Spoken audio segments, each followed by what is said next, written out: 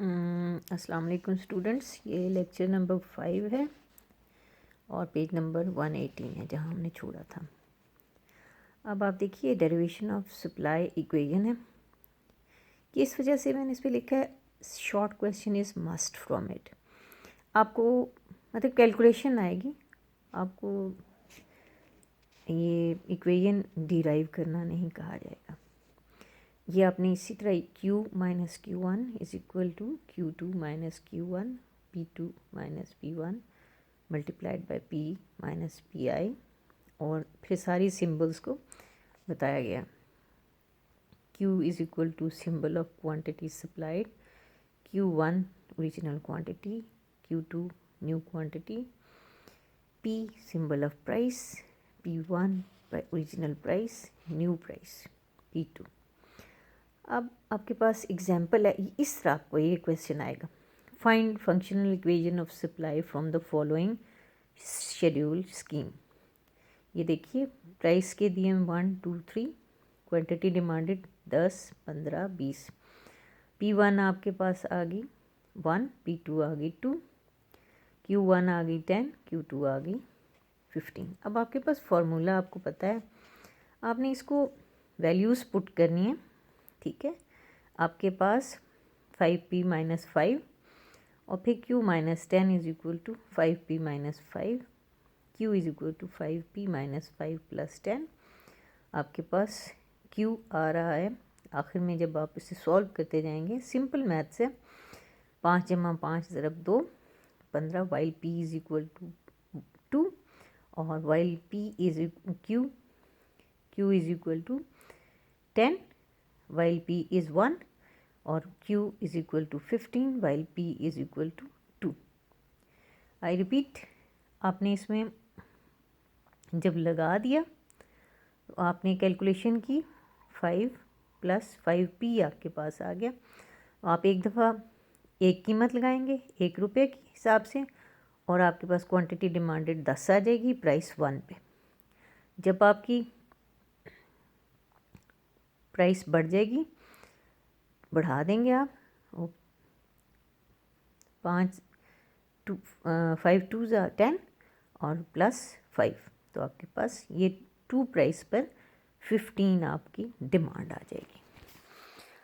अब changes in supply, ये 119 सफ़े पे है 119 पर, और इसको आप देखिए कि movement along the supply curve और expansion and contraction in supply। आप please recall the concept of contraction and expansion of demand curve, demand along the demand curve। अब ये भी expansion and contraction of in supply along the supply curve या movement along the supply curve, उसको हम contraction या expansion कहते हैं। ठीक हो गया, इसको हम एक शेड्यूल से देख लेते हैं। देखिए आपके पास प्राइस 10 15 20 है, फिर आपके पास क्वांटिटी सप्लाइड 20 30 40। जैसे जैसे प्राइस बढ़ रही है तो सप्लाई एक्सपैंड हो रही है। अगर हम इसे रिवर्स ऑर्डर में पढ़ें, यानी कि 20 से कीमत घट के 15 हो जाती है, तो आपकी सप्लाई भी घट के 40 से 30 हो रही है। 15 से घट के 10 हो जाती है, तो सप्लाई भी आपकी 30 से 20 हो रही है, वो कंट्रैक्शन की तरफ जा। यानी कि अगर हम इसे ड्रॉ करेंगे ना, तो हमारे पास ये डायग्राम आएगी। ठीक है, एक्स एक्सिस पे हमने क्वांटिटी सप्लाई लिया हुआ है, वाई एक्सिस पे एज यूजुअल हमने प्राइस रखी हुई है। ये तो आप पक्का याद कर लेना, रट लें। वाई एक्सिस पे प्राइस है और एक्स एक्सिस पे क्वांटिटी है। अब आपने इसको ड्रॉ किया, तो आपके पास अगर आप कीमत बढ़ाएंगे तो एक्सपेंशन आएगी, घटाएंगे तो कंट्रैक्शन आएगी। यानी लेकिन सप्लाई जो है वो एक ही सप्लाई कर्व पे मूव कर रही, movement along the supply curve आ रहा है, क्योंकि ये सिर्फ प्राइस इफेक्ट की वजह से हो। अब जैसे हमने उसमें पढ़ा था ना डिमांड में, कि जब डिमांड में चेंजेस आती हैं, उन फैक्टर्स की वजह से जिनको हमने कांस्टेंट किया होता है तो हम राइज और फॉल का करार देते हैं। इसी तरह हमने जब सप्लाई का लॉ पढ़ा था तो हमने कुछ चीज़ें कांस्टेंट कर दी थी। तो जब हमने उनको कांस्टेंट कर दिया था, उन कांस्टेंट्स को अगर हम छोड़ दें, खुला कर दें, अनलीश कर दें, तो हमारी सप्लाई में फॉल एंड राइज आएगी, एक्सपेंशन और कंट्रैक्शन नहीं आएगी। ठीक है, वो हमारे पास क्या क्या चीज़ें थी जो हमने कांस्टेंट की थी। अदर फैक्टर्स कौन से हमने कांस्टेंट किए थे, ये देखिए, CMPI, it is known as rise in supply.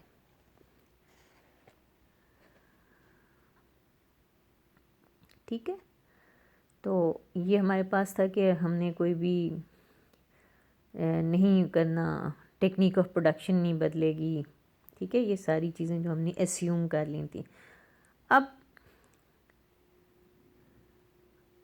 जब राइज इन सप्लाई का केस जब हम देखेंगे तो उसमें हम देखेंगे कि डाउनवर्ड शिफ्ट करेगा new supply curve. This downward shift of supply curve may be shown under 2 conditions.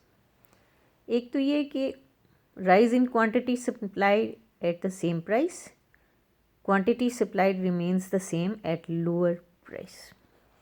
ठीक है, यानी इसको जिस तरह आपने डिमांड फॉल और राइज के केसेस पढ़े थे दो, कि सेम प्राइस पर और चेंज होने पर जो आपके पास चेंजेस। अब राइज इन प्राइस के केसेस को अगर आप देखेंगे ना तब आपको सही समझ आएगी। More quantity supplied at same price, और दूसरा केस है same quantity supplied at lower price.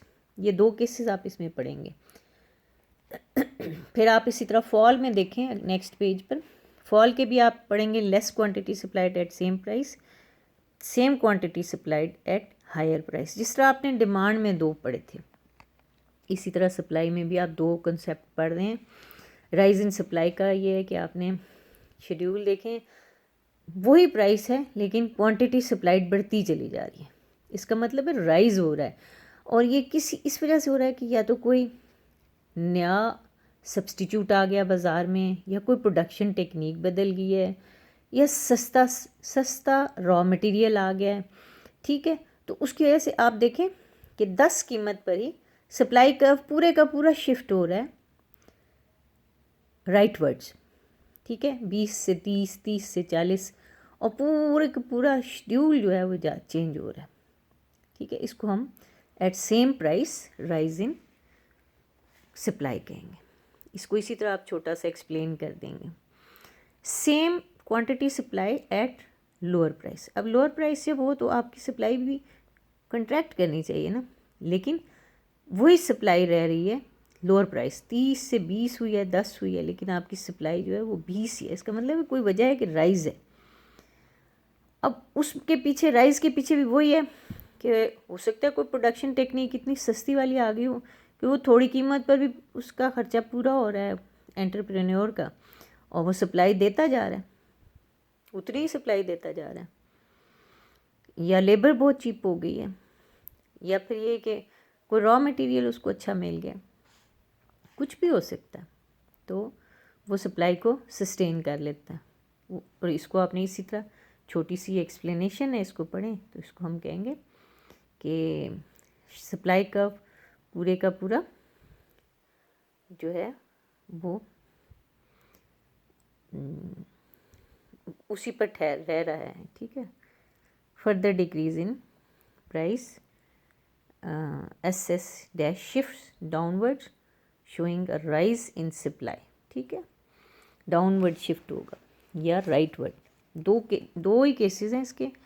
वो वाला राइटवर्ड शिफ्ट हो रहा है, ये डाउनवर्ड शिफ्ट हो रहा है। ठीक है, आपने जब इसे याद करना है ना तो इसको इन क्ल्यूज से याद करें, ये निशानियां बना लें कि आपने दो केसेस हैं आपके पास राइज के, और एक राइटवर्ड शिफ्ट करेंगे आप। पूरे 2-3 सप्लाई कर्व बनाए, SS, S dash dash, S double dash, और इधर जो है आपके पास SS, S डैश डैश, और एस डबल डैश लगाएंगे आप, और ये डाउनवर्ड शिफ्ट हो रहा है, सेम क्वांटिटी सप्लाई हो रही है डिक्रीजिंग प्राइस पर, ठीक है। The next is fall in supply. Fall in supply का की भी दो केसेस आ गए हैं। एक ये कि less quantity supplied at same price, उसका शेड्यूल देखें 10 है, प्राइस रह रही है, और 40 30 20 कम होती जा रही। इसकी वजह ये, इससे ये लेफ्ट वर्ड शिफ्ट करेगा, ठीक है। एस पहले वाला है ओरिजिनल, 10 पे पहले सप्लाई 40 दे रहा है एंटरप्रेन्योर, फिर एस डैश दे रहा है, फिर एस डैश डैश कम होती जा रही है। इसका मतलब है कि उसकी कॉस्ट ऑफ प्रोडक्शन बढ़ रही है, रॉ मटेरियल महंगे हो रहे हैं, लेबर ने ज़्यादा तनख्वाहें मांगनी शुरू कर दी हैं, या उसकी मशीनें पुरानी हो गई हैं, ठीक है। तो या उसकी जगह कोई जो चीज़ वो सप्लाई कर रहा है उसकी मुकाबले में कोई और चीज़ आ गई, ठीक है। तो ये लेफ्ट वर्ड शिफ्ट होगा। दूसरा जो फॉल का केस है वो आप यहाँ से देखिए कि ये शेड्यूल है कि price same quantity supplied at higher price, price 10 20 30, जो लॉ ऑफ डिमांड है वो तो कहता है ना कि जी आपने फिर सप्लाई भी बढ़ती जाएगी, लेकिन वो बढ़ नहीं रही, वो 20 पर ही खड़ी हुई है। इसका मतलब है कि कोई ऐसा फैक्टर है जो कि इसको सप्लाई बढ़ाने से रोक रहा है, ठीक है। तो फिर आपके पास इस तरह आ जाएगा, ये अपवर्ड राइज आएगी सप्लाई की, ठीक है। ये देखें 20 ही पे है और आप 10 पर भी उतनी सप्लाई दे रहे हैं, और 30 पर भी उतनी दे रहे हैं, 20 पर भी उतनी दे रहे हैं। तो ये जो है आपका यहाँ पर, होप यहाँ पर आपको समझ आया होगा कि इसकी यहाँ तक एक्सप्लेनेशन है, ठीक है। अब हम इसके बाद मैं आपको इससे बड़ी वीडियो जो है ना वो अपलोड नहीं होती, इस वजह से मैं इसको यहीं पर ख़त्म कर रही हूँ। हम अब causes of changes in supply next lecture में पढ़ेंगे। Thank you.